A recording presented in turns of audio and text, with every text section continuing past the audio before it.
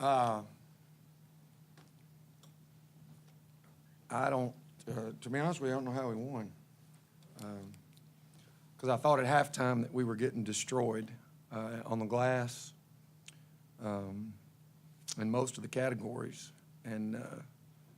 But I thought early in the second half, I thought Chelsea made some big plays, and I thought that Janika made a play or two, and then Maddie Waldrop's three. There were a few things that kind of pushed us out, and we kind of got control of the game. But it was, well, I don't think Belmont would tell you that they felt like they were in a 1-8 game with about 3 minutes to go in the third quarter, and I know this doesn't look like a 2-7 game. Very, very, very rough first-round game. You talk about your team's poise, though, to be able to come back after trailing throughout pretty much the entire game, and then Simo hits those 5 points within about 10 seconds, ties the game, and you're able to go to the line and ice it 3-foot limit. He asked, so I get to talk about it. First part of that, the poise of them coming, our kids figuring out how to come back. Y'all don't know, but I mean we've had our share. Every team has adversity during the season, but I think we've had our share, and to watch them figure out how to gut it out and win a ball game, you tip your hat. I tip my hat to our kids because they just figured out a way. Now, the last 20-something seconds, I said two things in the huddle. I said, one, I thought they would maybe try to get an easy, quick, cheap 2, or they would go for a 3. And so I said in the huddle, let's don't give them a cheap 2 or an open 3. And to show you how good a coach I am, we gave them a cheap 2 and an open 3. Somebody's man slipped and got a layup. I don't know whose that was. And then somebody that's a 95,000% free throw shooter decides she's going to be a genius and throw the ball just up for grabs. And, but she's a lot smarter than I am. She knew how the thing was going to play out. That was, ooh. I know. Girls, can y'all talk about fighting through that? We just believed in ourselves and listened to Coach was saying we've played them 2 times already in a 15-day span, so we knew what we had to do, and we just had to stick to our plan. Well, I think it wasn't how we wanted to end it, but hats off to our seniors for pushing us and making sure we're focused, and our point guard and Money making free throws, so that kind of started us out on the right track and helped us finish the ball game. Coach, how do you seem to remain so calm during some of these games where you're just kind of sitting there and kind of watching them? Well, one, I'm old. And two, when we've been very fortunate at UTM to do this a lot. And I say this, and I don't think people understand what I'm saying, but this isn't my story out there. It's these kids' story. And I just need to be the best coach that I can be so that they can write their own story. And, no matter what happens, I've got to be able to help and as best I can.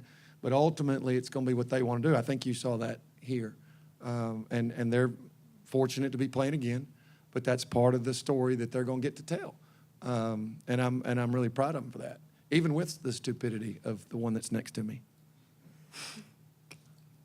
What has it been made Ashton and Deja so tough to cover, especially during the first half? I think Ashton loves to play us, to be honest with you, because I've watched her and I'm not.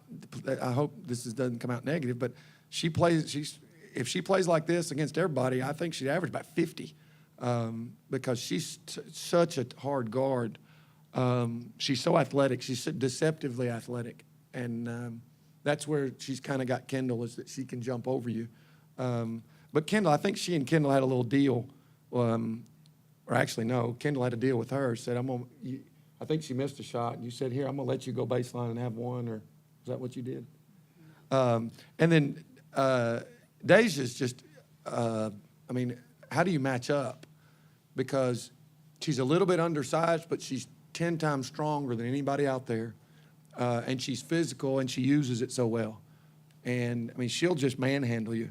So you put those two together out there, and that's a tough, because what you'd like to do is help off one and you can't do that, and you can't go out and help too far with the other one because she'll bury you. So that's a tough matchup for us. I mean, they're quicker at the point. They've got a scorer on the wing that we don't have. They've got 2 posts that'll bang you, and they've got a shooter. I mean, that's not a 7 seed in a tournament. That's a 2 or a 3. So I mean, that was a tough matchup for us. You talk about Maddie coming off the bench and giving 5 points, 5 rebounds, 4 blocks in 14 minutes. Well, you know, Maddie Waldrop,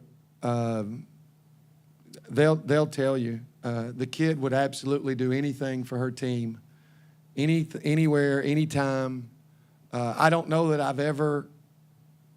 I've been fortunate to coach 3 or 4 great teammates. I don't know if I've ever had one like her, but she fits right in with the greatest ones. Megan White may be one of the greatest ones I've ever coached, and she fits right in there. And Maddie, if Maddie listens to that and she heard me say that, she'll know what I mean when I say that. The thing about Maddie is she's going to make that 3, and she's going to get that rebound, not for this game, because what she's done all year long. Every day in practice, every game, she's whatever you need to win with. And she's won a championship in high school, and she knows what it's about. So I was proud of her to step up and make that 3. I thought she'd hit it. Then the second one she got, I thought she'd make 2, but it was lit. Just got a little cocky. But she's just an unbelievable teammate to these kids. Chelsea, Kendall, you guys live to fight another day. What's the biggest takeaways that you guys have from this one to help you guys move ahead? We have to play as a team, and in the beginning of the game, we can't slack off, or if we do get the lead, handle it and keep pushing towards the goal of winning and keep fighting. Well, we have to start the game off doing our job and getting rebounds and executing and getting stops on defense. So that will be what we'll be looking for the next game. Coach, last question I have for you is talk about playing here in Evansville. Last time it seemed like we talked to you in Nashville. You had some strong words. Talk about what your reaction is to playing here in Evansville in that first game. From what perspective? Just I guess the atmosphere for the You're not going to bait me. I'm smarter than that. So I need you to tell me, from what perspective? I guess just kind of just the playing here in this atmosphere for the kids, playing on this floor, a little bit better venue. Obviously, the time of the game is probably not the best for crowd to show up. We'll probably see a little bit better on Friday. Well, from a facility standpoint, I would argue that this is better than Bridgestone. From a facility standpoint. And so if I'm a player, that's not even close. That's not even close. I don't think that you can tell yet from the first round games, and especially the women's 1 and 3 games. I think the telling fact for Evansville and how good the tournament's going to be is going to be the men's crowds tonight, and then as we get deeper in the tournament, the women's crowd's probably not till Saturday, honestly, because 1 and 3 on Friday is going to be tough, and 1 and 3 tomorrow is going to be tough. So I think for the women's side of the tournament, it's really going to be what happens Saturday. For the men, I think it's going to be real interesting. But it's great on our pocketbook. It's great for our kids. So, I mean, if you check off pocketbook and your players, I mean, what else do you need to, what's the next thing? What else am I supposed to look for? I'm saving my athletic director some money, and our kids are happy. Now, if my wife was happy, life would be great. Anything else? Okay. Thank y'all.